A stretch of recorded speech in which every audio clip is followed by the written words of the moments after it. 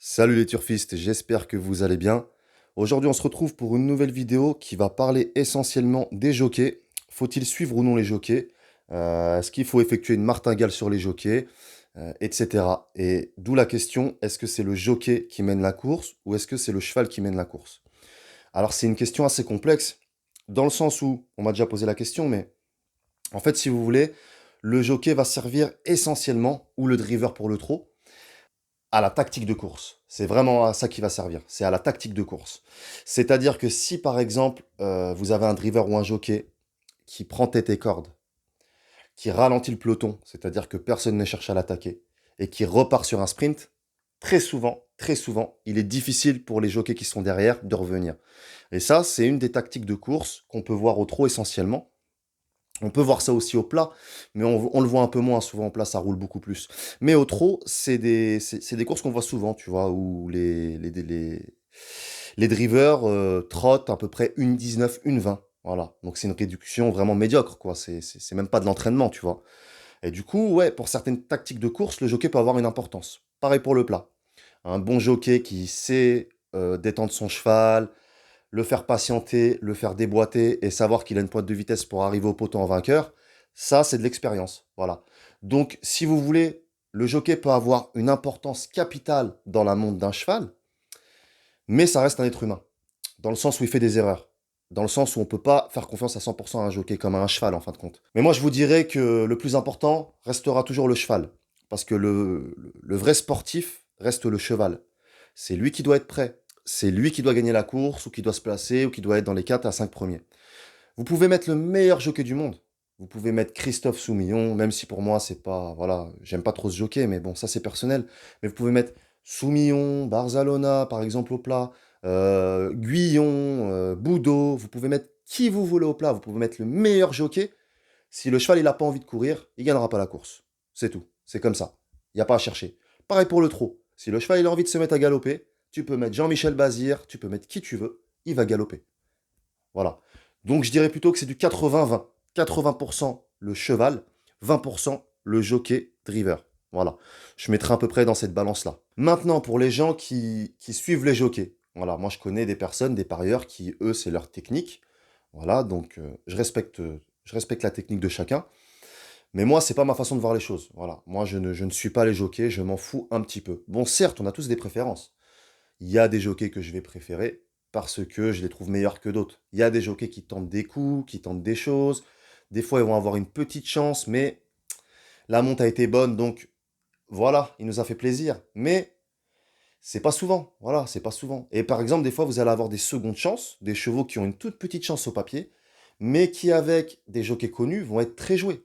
Voilà. Et pour nous, c'est pas intéressant. Je veux dire, nous, on est là pour gagner de l'argent. Donc, si vous voulez, si moi, mon cheval, il peut gagner avec un apprenti, je préfère qu'il gagne avec un apprenti. Parce que je sais qu'avec l'apprenti, il sera 2 fois moins joué qu'avec un crack jockey ou un crack driver. Vous voyez? Donc pour moi, ça n'a pas autant d'importance que ça. La monte n'a pas autant d'importance que ça. Voilà, moi, c'est vraiment le cheval qui m'intéresse, essentiellement. Je connais beaucoup de gens, moi, qui ont monté des systèmes de martingale avec les meilleurs jockeys du moment, les meilleurs drivers, et la plupart se sont cassés la gueule. Je vous le dis, les amis, la plupart se sont cassés la gueule.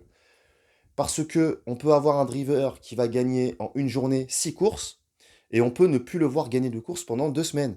Alors, comment tu fais pour supporter un écart de 2 semaines? Moi, vous savez, ma technique de jeu, parce que peut-être que certains ne connaissent pas ma technique de jeu, moi, j'ai tendance à jouer les outsiders ou les chevaux à cote de méfiance. Voilà. Ça m'arrive de jouer des favoris, mais j'évite de jouer les cotes à 2 ou 3 contre 1. Voilà. Je préfère suivre un de mes chevaux et le jour où je le vois une cote entre 8 ou plus élevée, là, ça me donne envie de le jouer gagnant, placé. Je ne vais pas jouer des cotes à 1,50 € ou quoi.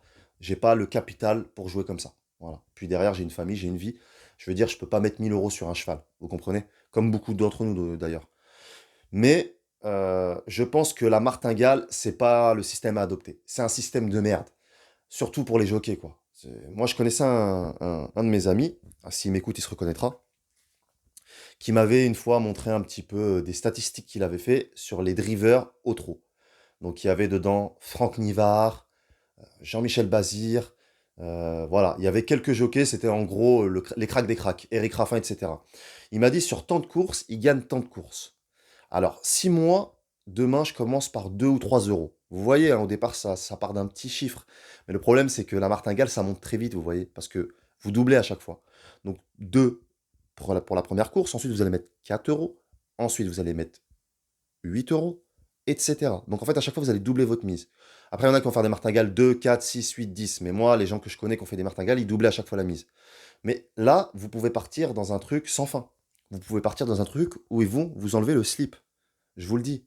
Ils vont vous enlever le slip. Il y a des martingales qui peuvent marcher une fois de temps en temps, mais il faut avoir de la réussite. Et vous savez, on a beaucoup d'écart dans les courses. Moi, j'arrive à supporter des semaines et des semaines d'écart, vous voyez. Parce que comme je vous ai dit, moi, je cherche le bon coup. Je cherche à mettre un billet sur un cheval et qui me rapporte de l'argent. Voilà ce que je cherche. Je cherche le bon coup. Du coup, il faut que je sois patient pour avoir le bon coup. Tandis que la personne qui va jouer un favori, lui, il va pas avoir besoin d'avoir autant de patience que moi. Par contre, il va devoir mettre beaucoup plus d'argent que moi.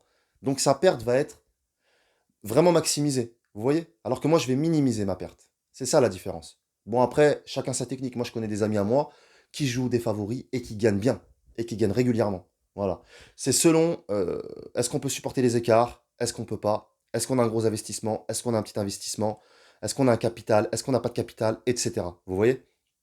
Mais pour moi, tous ceux qui vont vouloir faire des martingales avec des jockeys et des drivers, ils vont mourir. Je vais vous donner un exemple concret. On va prendre Jean-Michel Bazir, qui gagne assez régulièrement, mais à des périodes très minimales, vous voyez. Il va préparer ses chevaux pendant tant de temps, et ensuite il va gagner pendant le meeting de Vincennes à 1,80 €, 2 euros, 5 euros. Ok, ça va être ses cotes à peu près. Mais quand le cheval il va courir 14 fois, et qu'il va gagner 3 ou 4 courses, vous voyez, lui il a rempli son contrat, il a pris des places, il a gagné 3 4 courses, il est content. Mais vous, si vous montez des martingales comme ça, vous mettez par exemple, je ne sais pas moi, 20 euros le premier coup sur un de ses chevaux. Ensuite, vous mettez 40 euros. Ensuite, vous mettez 80 euros, etc. Mais à la fin, vous n'allez même pas revenir sur votre investissement. Donc c'est nul. C'est complètement nul. Tous ceux qui vous parlent de martingale, ils peuvent aller se rhabiller. Moi, je connais personne qui a gagné de l'argent en martingale.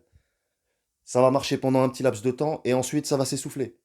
Ou le contraire, la personne va commencer à miser, à miser, à miser, et à un moment donné, quand la martingale va être très élevée, elle va pas vouloir miser. Et c'est à ce moment-là que la martingale va marcher.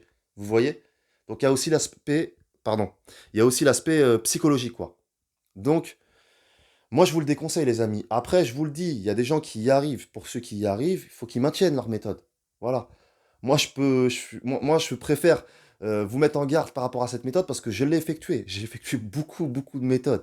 Je veux dire, avant de jouer en simple gagnant placé, j'ai essayé beaucoup, beaucoup de choses. J'ai essayé des combinaisons, j'ai essayé des multis, j'ai essayé des trios, j'ai essayé des 2 sur 4.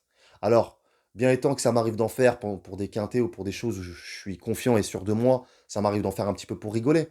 Mais je ne vais pas faire ça pour gagner de l'argent. Si je veux gagner de l'argent, je vais prendre mes chevaux gagnants placés. Voilà. Je vais les suivre avec mon bloc-notes, comme je vous ai montré sur ma vidéo, je vous montrais l'application Le Génie. Donc je vous invite à la revoir si vous ne l'avez pas vue d'ailleurs, où j'explique vraiment comment j'arrive à noter mes chevaux, à les avoir en alarme sur ma boîte mail, etc.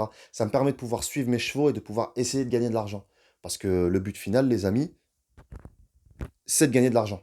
C'est ça le but final. Voilà. C'est de minimiser nos pertes. Alors moi, ça m'arrive de perdre comme tout le monde, les amis. Mais c'est pas pour ça que je vais aller en mode martingale ou en mode ceci, cela. Maintenant, on va revenir à nos moutons. Ce qui concerne les drivers et jockeys. Pour tous ceux qui, comment dire, qui arrivent à gagner de l'argent comme ça, par exemple, qui trouvent des jockeys qui disent bah moi aujourd'hui je vais suivre tel jockey et qui gagnent. Gardez cette méthode. Mais moi, pour les gens comme moi, qui aiment faire le papier, qui aiment regarder les distances, les terrains, les cordes, est-ce qu'il y a une décharge d'apprenti ou pas, voilà, ceux qui font le papier. Pour ceux qui font le papier, les jockeys n'ont pas vraiment d'importance. Ne vous fiez pas aux jockeys. Je vais vous raconter une anecdote qui s'est passée il y a quoi? Il y a un an, je crois, ouais, quelque chose comme ça. Ouais, ça devait être ça, ouais, il y a un an et demi. Mais je l'ai vraiment en tête cette anecdote parce que quand ça m'est arrivé, je m'y attendais vraiment pas. Alors attendez, j'avais un cheval à suivre et en fait, ça faisait peut-être 6 courses que je le jouais, gagnant placé. À chaque fois, il me la mettait à l'envers, quoi. Et un jour, il courait je crois que c'était à Marseille. Non, non, oui, ça devait être à Marseille. Et je déteste ces hippodromes-là. Mais mon cheval, il courait là-bas, donc je n'avais pas le choix, j'étais obligé de le jouer. Et je regarde sa cote, il était à 55 contre 1. C'était une apprentie qui l'avait, c'était sa première course au galop. Écoutez les amis, hein, je regarde et tout, je me dis mais pourquoi il l'a passé à une apprentie, c'est sa première course et tout. Je comprends pas. Bon, je me dis écoute, pose-toi pas de questions, ne regarde pas qui c'est, ton cheval, il court, c'est son jour. Donc j'y vais, je mets 25 euros gagnants, 25 euros placés. Voilà, parce que c'est une très grosse cote, donc je me dis, je peux égaliser. D'habitude, je fais plus 2 tiers, un tiers, mais là, je me suis dit, je vais faire moitié-moitié. Je fais 25 gagnants, 25 placés. Donc je tremble, tu vois, je joue 50 euros, je tremble parce que j'imagine le gain si ça passe, quoi, t'imagines. Mon cheval prend la tête, tout se passe bien et tout.